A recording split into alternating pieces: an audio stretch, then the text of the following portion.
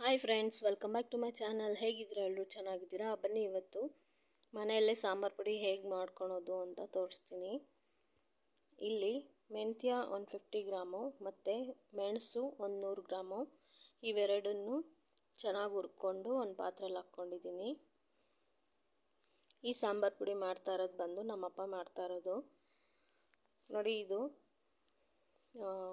ಅಕ್ಕಿ 1/4 kg ಮತ್ತು ಚಕ್ಕೆ ಲವಂಗ ಸ್ವಲ್ಪ ಟೇಸ್ಟಿಗೆ ಹಾಕ್ಕೊತಾ ಇರೋದು. ಚಕ್ಕೆ ಮತ್ತು ಲವಂಗ ಇದು ಚೆನ್ನಾಗಿ ಕೆಂಪಗೆ ಹುರ್ಕೊಬೇಕು. ಅಕ್ಕಿನ ಚೆನ್ನಾಗಿ ಕೆಂಪಗೆ ಹುರ್ಕೊಂಡ್ಮೇಲೆ ಒಂದು ಪಾತ್ರೆಯಲ್ಲಿ ಹಾಕ್ಕೊಬೇಕು. ಇವಾಗ ಸಾಸಿವೆ 150 ಗ್ರಾಮ್ ಯೂಸ್ ಮಾಡ್ತಾ ಇರೋದು. ಸಾಸಿವೆನೂ ಅಷ್ಟೇ ಚೆನ್ನಾಗಿ ಚಿಟಪಟ ಅಂತ ಅನ್ನಬೇಕು, ಅಂದವರೆಗೂ ಹುರ್ಕೊಳ್ಳಿ. ಇದೆಲ್ಲ ಡ್ರೈ ರೋಸ್ಟೇ ಮಾಡ್ಕೊತಾ ಇರೋದು. ನೋಡಿ, ಚಿಟಪಟ ಅಂತ ಇದೆ.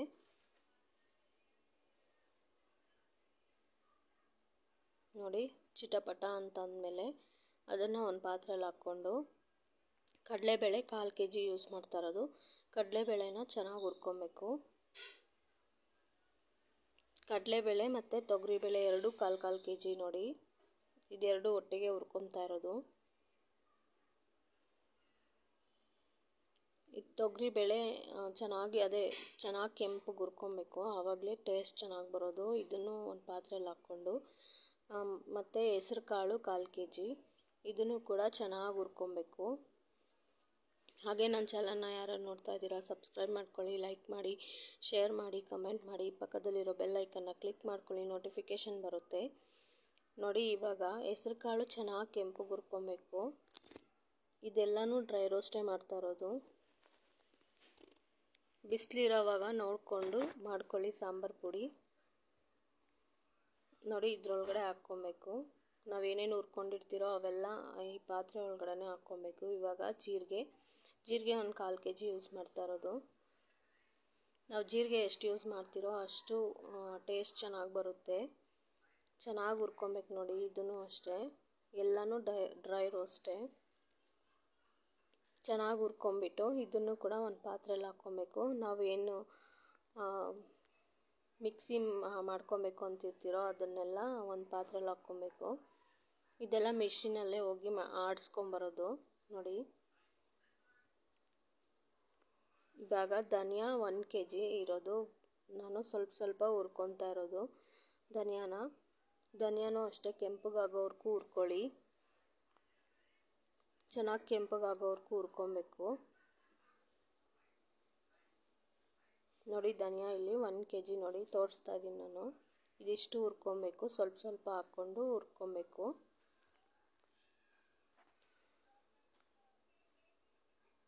ನೋಡಿ,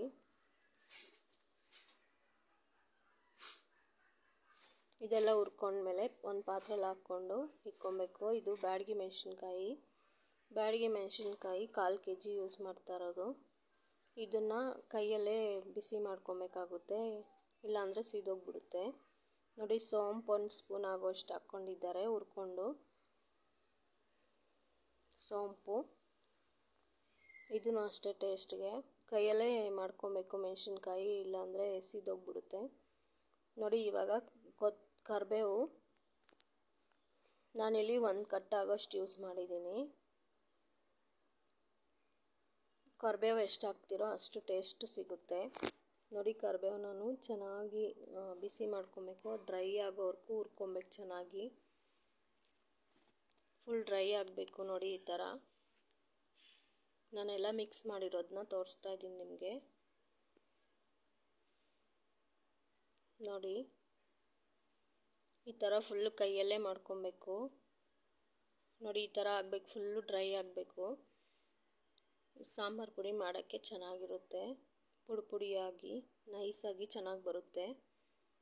ಮತ್ತು ಅರಿಶಿನ ಕೊಂಬು 150 ಗ್ರಾಮ್ ಆದರೆ ಸಾಕು. ಅದು ಚೆನ್ನಾಗಿ ಪುಡಿ ಮಾಡ್ಕೊಂಡು ಹಾಕ್ಕೊಂಡು ಹುರ್ಕೊತಾ ಇರೋದು. ಮತ್ತು ನೋಡಿ, ಇವಾಗ ಮೆಣಸಿನ್ಕಾಯಿ 1 1/2 kg ಯೂಸ್ ಮಾಡಿರೋದು. ಇಲ್ಲಿ 1/2 kg ಚೆನ್ನಾಗಿ ಕೈಯಲ್ಲೇ ಬಿಸಿ ಮಾಡ್ಕೊಬೇಕು. ಇದು ಕೂಡ ಬಿಸಿಲಿದ್ರೆ ಬಿಸಿಲಲ್ಲಿ ಹಾಕಿದ್ರೆ ಚೆನ್ನಾಗಿ ಒಣಗುತ್ತೆ. ಬಿಸಿಲಿಲ್ಲ ಅಂದರೆ ಈ ಥರ ಬಿಸಿ ಮಾಡ್ಕೊಬೇಕಾಗುತ್ತೆ. ಚೆನ್ನಾಗಿ ಬಿಸಿ ಮಾಡಿಕೊಂಡು ಪಾತ್ರೆಯಲ್ಲಿ ಏನು ಹಾಕ್ಕೊಂಡಿರ್ತೀರೋ ಅದರಲ್ಲಿ ಹಾಕ್ಕೊಳ್ಬೇಕು. ಮತ್ತು ಮಿಷಿನ್ಗೆ ಹೋಗಿ ಆಡಿಸ್ಕೊಂಬರ್ಬೇಕು. ನೋಡಿ ಸ್ಟಾರ್ಟ್. ಸಾಂಬಾರ್ ಪುಡಿ ಇದು. ಹೀಗೆ ನನ್ನ ಚಾನಲ್ನ ಸಪೋರ್ಟ್ ಮಾಡ್ತಾಯಿರಿ ಫ್ರೆಂಡ್ಸ್. ಧನ್ಯವಾದಗಳು ಫ್ರೆಂಡ್ಸ್.